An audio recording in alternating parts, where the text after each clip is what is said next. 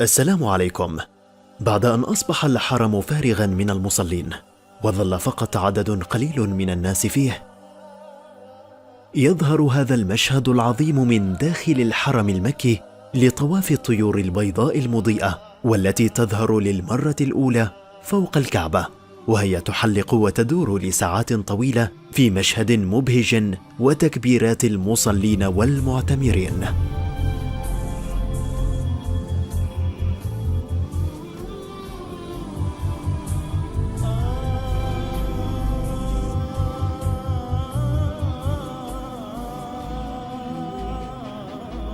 وعلق أحد المتواجدين على الفيديو قائلا بأن الله أرسل جنوده للطواف في البيت الحرام، طيورا بيضاء مضيئة تطوف حول الكعبة المشرفة في مشهد عظيم، والذي يعتقد أن هذه الطيور ملائكة من السماء، والله أعلى وأعلم.